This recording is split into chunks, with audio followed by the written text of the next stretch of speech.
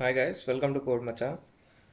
ఈరోజు వీడియోలో నేను ఈ చేసిన మినీ కౌంటర్ని ఎలా చేశానో చూపిస్తాను. ఆ, దీనికి వచ్చేసి హెచ్టిఎంఎల్ సిఎస్ఎస్ జావాస్క్రిప్ట్ వాడాను. జస్ట్ సింపుల్ కోడే, just what I have done చూపిస్తాను. ఇదైనా ఆల్రెడీ చేసిన ప్రాజెక్టు, సో మనం స్టార్ట్ నుంచి మళ్ళీ చేద్దాం. సో ఇప్పుడు స్టార్ట్ చేద్దాం. హెచ్టిఎంఎల్ అయితే మనం బాయిలర్ ప్లేట్ కోడ్ ఇలా ఈజీగా చేసుకోవచ్చు. సో ఇది బిల్డ్ చేయడానికి అయితే నేను ఒక లేబుల్ పెట్టుకున్నాను. మళ్ళీ 3 బటన్స్ అయితే మనకు కావాలి. ఈ 3 బటన్స్కి నువ్వు జావా స్క్రిప్ట్ రాసి ఇక్కడున్న లేబుల్ని మార్చాలి. అది మన టాస్క్. ఇప్పుడు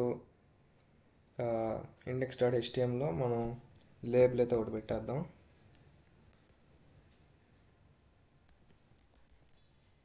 ట్యాబ్ నొక్కితే మనకి ఇలా వస్తుంది.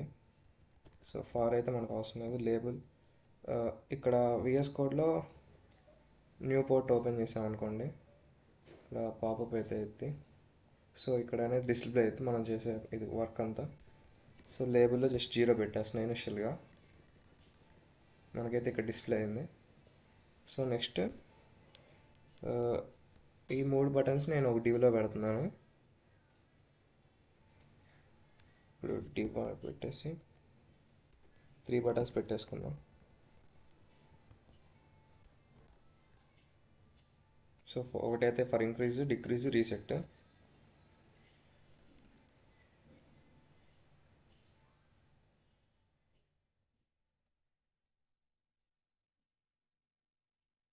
One minute.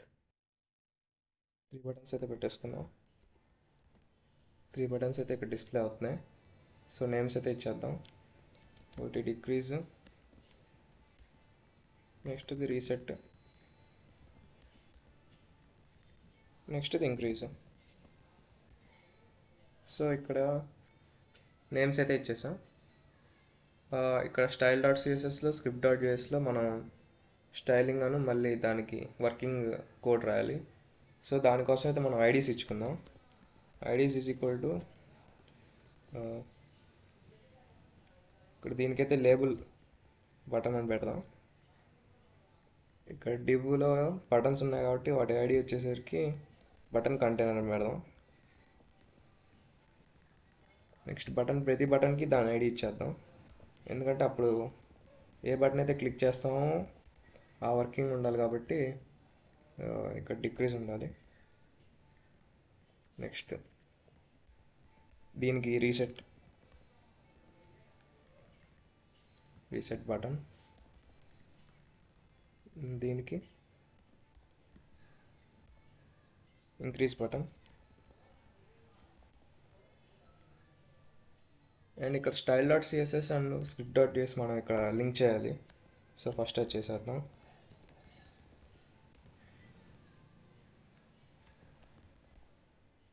రెల్ equal to style sheet నొక్కాలి. Next HF is equal to ఎక్కడి నుంచి వస్తుందో స్టైల్ డాట్ సిఎస్ఎస్ దాని పేరు. సో అది పెట్టేస్తే మనకి లింక్ అయిపోద్ది. నెక్స్ట్ వచ్చేసి మనం జావా స్క్రిప్ట్ కూడా లింక్ చేసేద్దాం ఫస్టే. ఇక్కడ స్క్రిప్ట్ అని పెట్టేసి script is equal to script వచ్చేసి సోర్స్లో పెట్టాలి. Source equal to script dot JS పెట్టేసా పేరు. ఇంకా స్క్రిప్ట్ డాట్ జేఎస్ తర్వాత డిఫరెంట్ ఒకటి యాడ్ చేయాలి. ఇది ఎందుకంటే మన హెచ్టిఎంఎల్ కోడ్ ఏంటంటే టాప్ టు బాటమ్ రన్ అవుతుంది, కానీ స్క్రిప్ట్ డాట్ జేఎస్ అనేది ఎప్పుడు ఫెచ్ చేసిద్ది అంటే మొత్తం కోడ్ అయిపోయినా ఫెచ్ చేసిద్ది. సో డిఫరెంట్ ఎందుకు పెడతామంటే దాని బ్యాలెన్స్ స్టేటస్ కోసం పెడతాం. సో నెక్స్ట్ వచ్చేసరికి ఇక్కడ డిక్రీజ్, ఇక్కడ చూసుకున్నట్టయితే 3 బటన్స్ ఉన్నాయి కదా. ఈ 3 బటన్స్ అంటే ఒకే టైప్ ఆఫ్ క్లాస్కి సంబంధించి కాబట్టి క్లాస్ యాడ్ చేసి యాట్రిబ్యూట్స్ ఈజీగా యాడ్ చేయొచ్చు. సో క్లాస్ పెట్టేసి బటన్స్ క్లాస్ అని పెట్టేద్దాం. సో హెచ్టిఎంఎల్ పార్ట్ అయితే అయిపోయింది. నెక్స్ట్ వచ్చేసి స్టైల్ డాట్ సిఎస్ఎస్లో వర్క్ ఉంటుంది.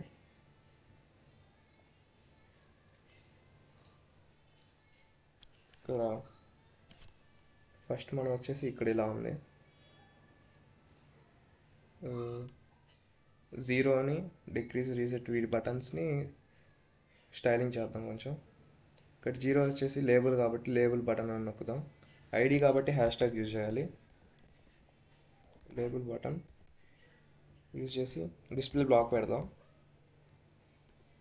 డిస్ప్లే బ్లాక్ పెడితే ఏంటంటే ఈ ఏరియా మొత్తం ఇది తీసుకుంటుంది. సో టెక్స్ట్ అలైన్ సెంటర్ అని పెట్టేస్తే సెంటర్కి వెళ్ళిపోద్ది. అదే డిస్ప్లే బ్లాక్ మనం తీసేసాం అనుకోండి, అదే పొజిషన్కి వస్తుంది. ఇది కొంచెం చూసారా, ఎందుకంటే టెక్స్ట్ అలైన్ సెంటర్ అంటే దానికి ఇచ్చిన స్పేస్లో అది సెంటర్లో ఉంటుంది. సో డిస్ప్లే బ్లాక్ పెట్టాలి మనం.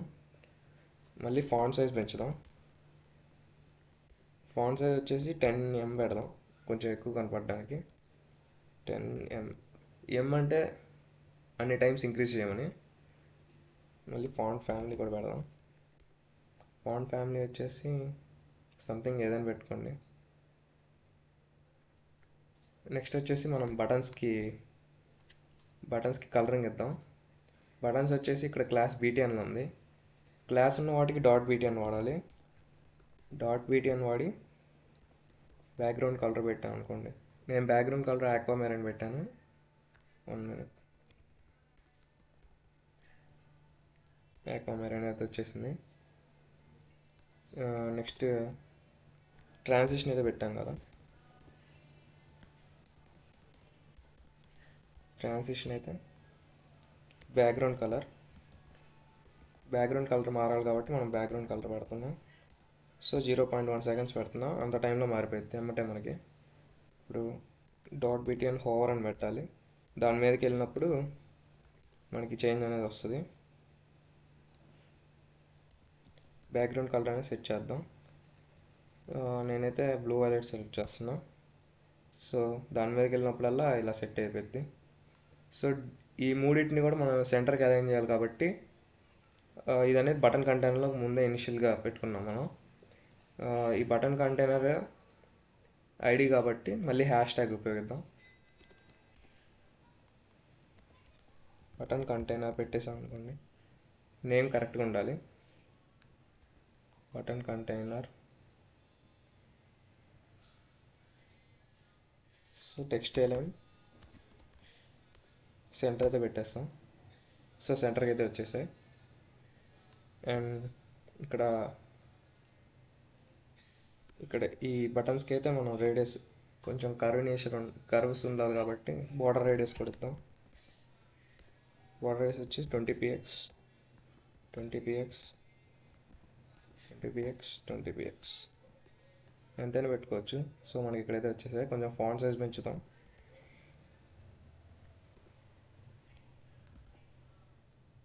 ఫాంట్ సైజ్ మరీ పెరిగింది, 1.5 పెడతాం. So okay. సో ఇప్పుడు ప్రస్తుతానికైతే మనకి CSS అండ్ HTML అయితే వర్క్ కంప్లీట్ అయింది. సో ఇక్కడ బీటాన్స్ దగ్గర మనం యారో అనేది హ్యాండ్ లాగా మారాలనుకోండి, అంటే ప్రెస్ అవుతున్నట్టు. సో ఇక్కడ ఏం పెట్టాలంటే కర్సర్ ఎలా మారాలంటే పాయింటర్ లాగా మారాలి, అంటే పాయింట్ చేస్తున్నట్టు. ఇప్పుడు చూసుకున్నట్టయితే నా హ్యాండ్ అనేది పాయింటర్ లాగా మారిపోయింది. నెక్స్ట్ ఇంకా మిగిలిపోయింది ఏంటంటే బ్యాక్గ్రౌండ్ కలర్ కూడా మార్చేద్దాం. బ్యాక్గ్రౌండ్ కలర్ ఫుల్ పెట్టేద్దాం కాబట్టి బాడీకి డైరెక్ట్ కలర్ ఇచ్చేస్తే మొత్తం డిస్ప్లే అయిపోద్ది. నేనైతే ఈ కలర్ వాడుతున్నా, బిస్క్యూ అని. సో మనకైతే ఒక స్ట్రక్చర్ అయితే వచ్చేసింది విత్ కలరింగ్. నెక్స్ట్ వచ్చేసి ఇప్పుడు జావా స్క్రిప్ట్కి వెళ్ళిపోదాం. జావా స్క్రిప్ట్లో ఈ ప్రతి బటన్ని మనం యాక్సెస్ చేయాలి. అండ్ ఆ యాక్సెస్ చేసినప్పుడల్లా, అంటే ప్రెస్ చేసినప్పుడల్లా, క్లిక్ చేసినప్పుడల్లా ఇక్కడనే టెక్స్ట్ మారిపోవాలి. సో దానికోసం లెట్ కౌంట్ అని ఒక variable or X some variable పెట్టుకోవచ్చు. దాన్ని ఇనిషియలైజ్ 0 చేసేద్దాం. నెక్స్ట్ ఇప్పుడు మనకి ఇంక్రీజ్కి, డిక్రీజ్కి, రీసెట్కి, మళ్ళీ ఈ టెక్స్ట్ని ఇక్కడ కౌంట్ అనే 0ని యాక్సెస్ చేయడానికి కూడా టెక్స్ట్, వీటికి మనం యాక్సెస్ చేయడానికి document.getElementID వాడతాం. సో అవి అయితే చూసాను. డిక్రిమెంట్ అయితే పెట్టేసాం. సో డాక్యుమెంట్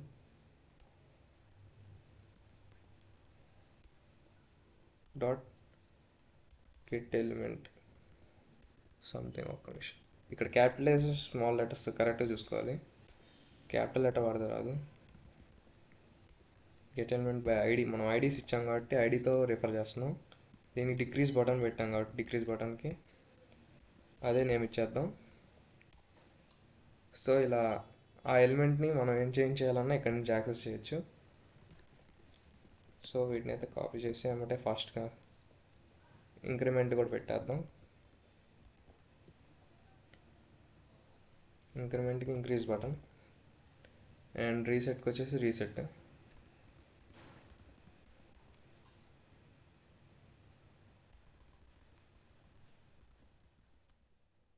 సో ఇక్కడ చూసుకున్నట్టయితే decrease button, reset button, increase button same అలానే ఉన్నాయి.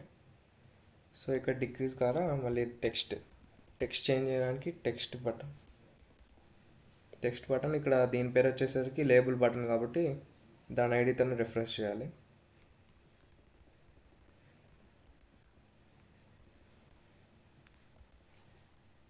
సో ఇప్పుడు క్లిక్ ఈవెంట్స్ అంటే ఇది అనేది ఒక క్లిక్ ఈవెంట్ కాబట్టి ఆ క్లిక్ బట్టి ఇక్కడ టెక్స్ట్ చేంజ్ అవ్వాలి.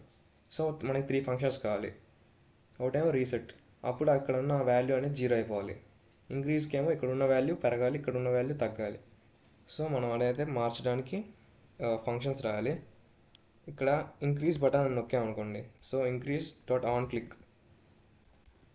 సో క్లిక్ చేసినప్పుడు ఏమవ్వాలి అనేది ఫంక్షన్ రాస్తాం మనం. సో ఫంక్షన్ రాసేస్తే ఇక్కడ ఏమవ్వాలంటే మనకి కౌంట్ అనేది పెరగాలి.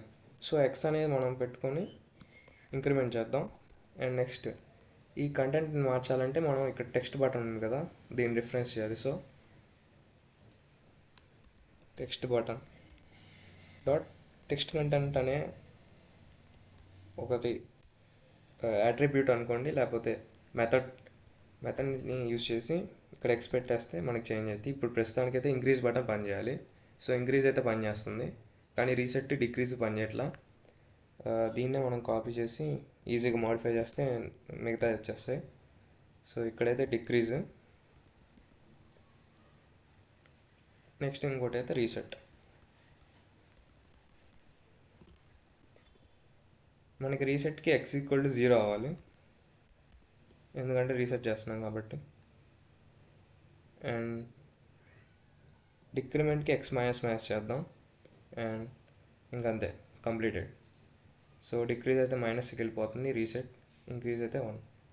సో ఇదైతే ఒక చిన్న mini project Java script HTML 3 use చేసి.